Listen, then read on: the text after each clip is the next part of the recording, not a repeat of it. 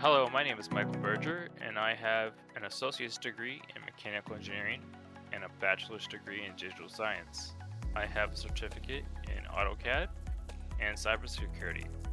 I worked as a student IT assistant at the University of Akron, a math tutor at Stark State College, SMT operator at Airborne Electronics, and as a student team leader at Kent State University in the Fan-Rated Desktop Support Department. And my name is Gregory Hess. I have a bachelor's degree in digital sciences from Kent State University. I have a Test-Out Security Pro certification, as well as numerous certifications through LinkedIn courses. I've held numerous IT positions in end-user support across Kent State, Beechwood Systems, and Northeast Ohio, and in my local area, in local town of Northeast Ohio, as I reside. And I'm en route to a rotational in Brooklyn, Ohio, this coming summer. As of February of 2023, I reside at a business analyst position in my current company in a bank in the Ohio area.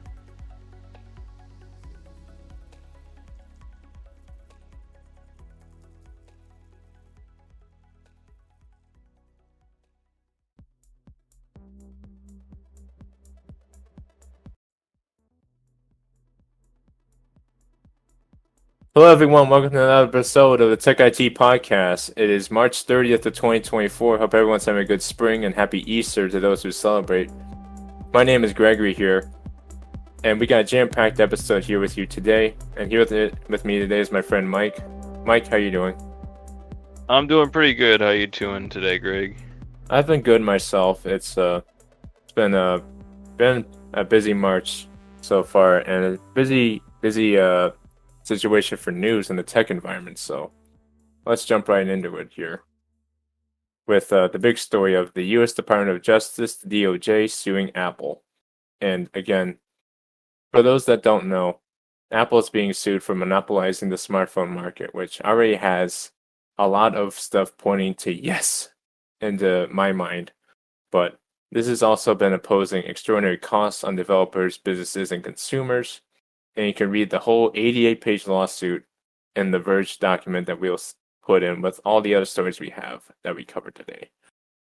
But to kind of truncate this so I don't bore everyone here, this is a domino effect of, I think, Apple being hit with the Digital Markets Act that the EU put in, where they have to open up their window, so to speak, as to how they're doing business with people's data, with the developers and how they make their apps, as well as the communications and the data privacy regarding that, as well as developers' access to the device's tap-to-pay functionality, which was a lockdown function for people going from Android to Apple, or vice versa. Very anti-competitive practice. So, we'll look at this more as time goes on, but what's your overall thoughts, Mike? So I was just thinking, I think it's a good thing that the U.S. government is finally looking at Apple as something that needs to be regulated. And as we know, the green bubble is something that's caused problems for a lot of people. And I don't think it's good that Apple's over there pushing their products and services and software on people. Just basically making it a bad experience for everyone, especially the Android users. For this specific instance, it's when you're in like a group chat and you can't share videos or whatnot. I think it's just bad it's not just bad for the Android users, it's bad for the Apple users because they want the functionality that you would get on just your basic Android devices. Like if you have an Android device, it's not bad for you. No. So why are people still buying Apple products if they're just making their products worse? I don't know. It's a very long domino effect for me, from people figuring out that they make the phones in China, sweatshops, to everything going on with the anti-right to repair that we covered last year, to them fighting the EU over just charger sizes which is very, very petty, to say the least.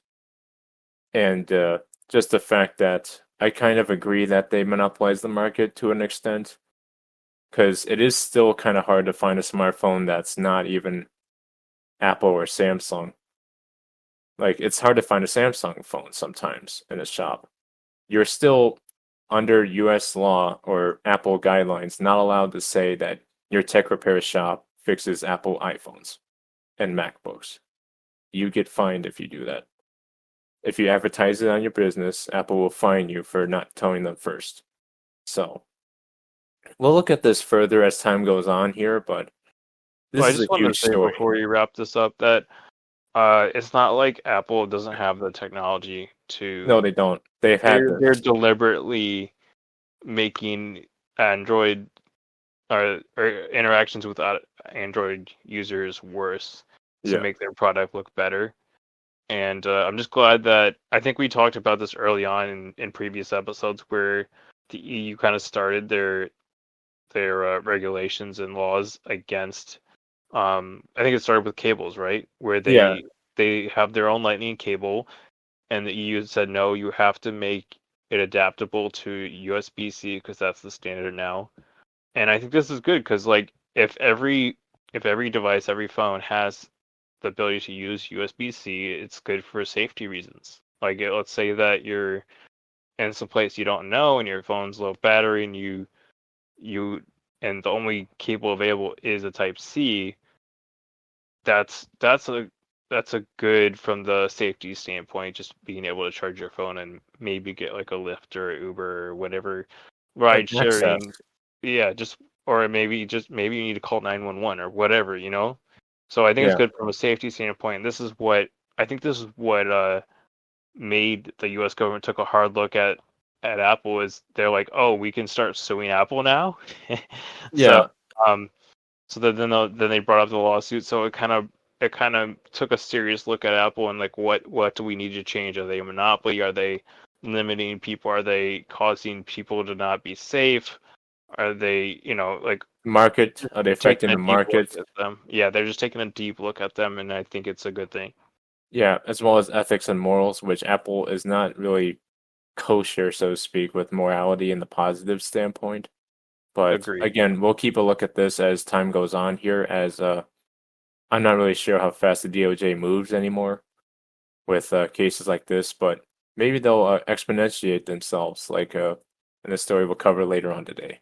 But from big moves in the courtroom to big moves in the tech space regarding devices, the Neuralink brain chip that is funded through Elon Musk has had a successful human test patient, and the user has been able to play chess almost telepathic-like, as well as Civilization 6, the PC game about taking territories over and conquest.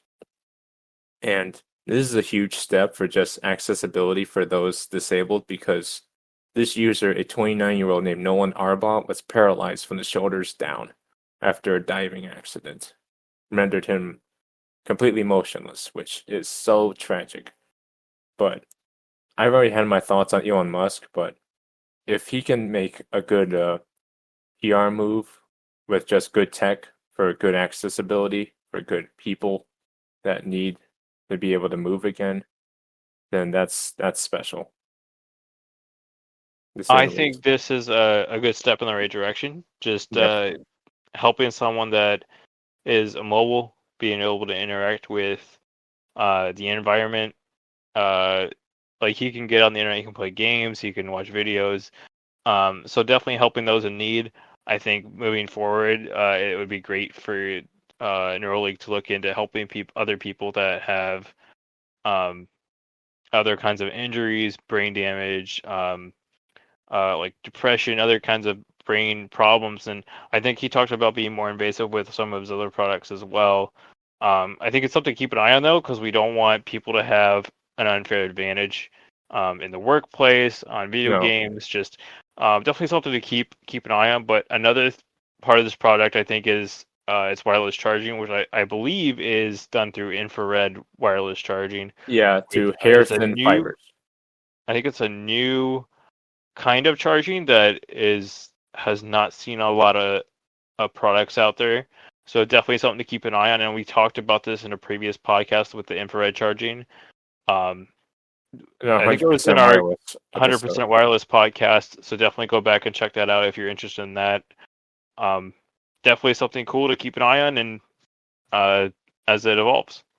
Yeah, and we encourage everyone to look into stuff deeply and research it before you take something drastic with new technology, and never pre-order anything because you can't pre-order something without bugs. So this implant is still in development. It's not a completely new technology, but it's new for people like us to see in action, so to speak, with the FDA giving it the go-ahead to try it out on human subjects just less than a month ago. But we'll keep an eye on this as we are heavily invested in new technology that is ethical and heavily adhered to for the benefit of the user and humanity. And from that to ownership talks, we have TikTok, the House of Representatives, and Kevin Mr. Wonderful O'Leary. Now, this is a guy who is a front for many big investments. His net worth is billions of dollars, to a point where if you don't know who this guy is, he's Kevin O'Leary. He was a judge on the Shark Tank show in the US, if you're in the US, and otherwise he has many different businesses across the this this scape that is our world, with many different ideas and businesses in his back pocket and his portfolio. But the idea he's had in mind is because the House of Representatives just earlier this month in March passed a bill to ban TikTok from being on US phones, and more so as well federal devices, because of its Chinese ownership to the government and link to the government in China. And he's valuing it at a 90% discount. He wants to buy it at $20 to $30 billion stake. Now, for those of you wondering what its actual net worth is or valued at, according to PitchBook data, it's valued at $220 billion for the TikTok platform. Now, if the US group or Kevin O'Leary buys TikTok for the share in the United States for the algorithm, then TikTok stays around in America. If not, then they will be completely banned from the country, potentially, if Mr. Joe Biden says yes to the bill and puts it through execution. But you have thoughts on it being a dead brand, you say, right, Mike? Yeah, so I think this is something that's kind of falling out of favor with the public, as I was an early adapter before it was even called TikTok, and I enjoyed the app. It had a good algorithm. It got me content that I liked in the tech sector, in music, and just it was a great form of information on news, and just I had a lot of fun with it for a while. But I feel like over time it's kind of fallen out of favor. There's less quality content being put out, and just it wasn't as fun to like sometimes I'd just hop on after a few minutes in between different activities, and I'd find new technology or someone fixing something so that I thought was cool, but now I don't see that as much. Mm-hmm. I've So seen many pullouts on TikTok recently with the UMG music group who supply music rights for artists like Taylor Swift, Bad Bunny, and Drake. They pulled out of TikTok back in February when they refused to re-announce their contract and sign a new contract with TikTok to host their music on their website. So that is 30% of all TikToks that got taken down because they have music from UMG partners like Drake, Taylor Swift, and such. That already took a huge chunk out of content in that 30%. But going forward, we'll look at this story as time goes on, much like our other stories, as Mr. Wonderful Kevin O'Leary thinks that there's a 50% chance of a ban or a forced sale of social media giants like TikTok by next year after the election. So we'll keep an eye on this in case that happens or doesn't happen. And we'll round things off here with the big story that mainstream news actually caught this time around. former founder of FTX crypto exchange platform Sam Bankman-Fried, or SBF as some people call him, was sentenced to 25 years in jail for his multi-billion-dollar FTX fraud scheme that he pulled all last year and the year before that. So, I'm not a huge pronounced user of crypto exchanges, but when even the Justice Department says this person had a unruly sense of behavior and lack of respect for the justice system, then I can kind of get why they don't like these uptight, self-endorsed people like Sam Bankman-Fried who just have this demeanor that says, I don't need to abide by you. But now he's being sentenced. But this is a long time coming for those that deal with fraud, as fraud, I believe, should be punished in this country, be it on a small scale, big scale, or little scale. And you can look at this story on Reuters.com, much like our other stories we'll put in the description of our other episodes. But to round this out regarding crypto, Mike, with this guy going to jail, what can we learn from this? I just want to say, ladies and gentlemen, we got him. So yeah, it's good to see that the U.S. government is cracking down on people that will abuse the system, just embezzling funds from those people that think they're investing in a safe place. But just to clarify, this is never a safe place. You never leave your crypto on an exchange, No. especially those that are not trusted. I'm sure there definitely do your own research, but I'm sure there's a lot of different exchanges out there, and some of them are more trustworthy than others. But you never leave your money in the exchange. This is just for exchanging it. If you want to mitigate your risk, you want to keep your crypto in a wallet, either on your PC or on a. You want it to be disconnected from the internet, basically, because there's always a risk when you leave it out there like that. So keep it off an exchange, keep it in a crypto wallet, and I even recommend keep it in on a flash drive that just doesn't stay plugged in. Keep it unplugged. Yes. Only So use the exchange platform from exchanges. That's it. Don't host stuff on there. yeah, even you can even go as far as to keep it in a safe. So unplug it, keep it in a safe, keep it in a safe deposit box, wherever you think is the safest. Because once someone gets a hold of that flash drive, then that's another risky area. But yeah, just I would say the leaving your crypto on an exchange is the equivalent of leaving your wallet with a lot of cash in it on the streets. So yeah, it's better to just keep it secure and manage rather than just guessing that a platform has the tools to keep it safe already, which we've already seen places like big scale companies where people leave currency and things and just face the ramifications for leaving currency out in the open like that. Be it if you're T-Mobile with your phone data and payments connected to T-Mobile, like never save your credit card on stuff on purchases in the event that a company gets breached, or in the crypto sense, don't leave your currency that's on an exchange platform. It's like buying stock at the New York Stock Exchange and just leaving your wallet in your hands while walking around the building. Like it's bad. Don't do that.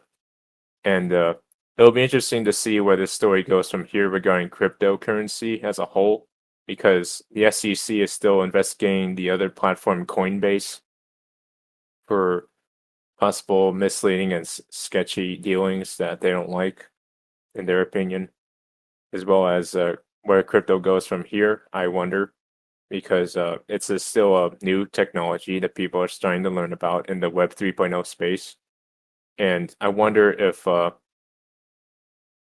it either goes the route of being guilty by association with its connection to ransomware attacks and crime and Sam Bankman-Fried here, or will it be turned to something better? But that's our show, though, everyone. Thank you for joining us. Feel free to give us a like, a share, and a subscribe. If we have this on YouTube or wherever we host it, we have it on SoundCloud, YouTube, and Buzzsprout.